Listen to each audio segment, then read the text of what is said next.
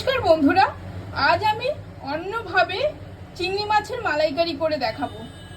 চিংড়ি মাছ নুন হলুদ মাখিয়ে রেখেছি, নারকেল কুড়িয়ে নিয়েছি, এর জন্য নিয়েছি গোটা জিরে শুকনো লঙ্কা, নিয়েছি হলুদ লঙ্কার গুঁড়ো জিরের গুঁড়ো অল্প চিনি আর তেল। গ্যাসে কড়াই বসিয়ে আমি গ্যাসটা জ্বালিয়ে দিচ্ছি, তেল দিয়ে দিলাম, হয়ে গেছে। আমি চিংড়ি মাছগুলো ভেজে নেব।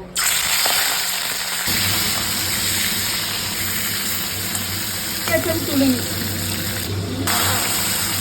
কাপড়ে ভাজবো, বেশি ভাজবো না। আমি মিক্সি জারে নারকেলগুলো বেটে নেব, জল দিয়ে দেবো। ভাজার তেলে আমি ফোড়নটা দিয়ে দেবো। 1 চামচ জিরে গুঁড়ো আর 1 চামচ লঙ্কার গুঁড়ো নিয়ে জল দিয়ে মিশিয়ে নিয়েছি, পেস্ট হয়ে গেছে। এই নারকেল বাটাটাকে আমি ছেঁকে নেব, ভালো করে চিপে চিপে আমি নারকেলের দুধটা বার করে নেব।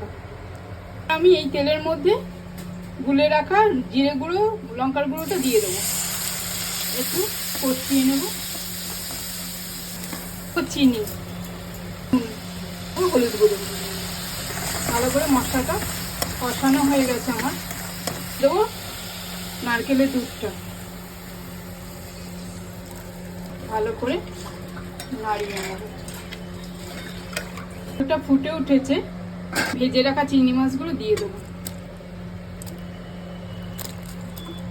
ভালো করে মিশিয়ে নেব, নাড়িয়ে চাড়িয়ে।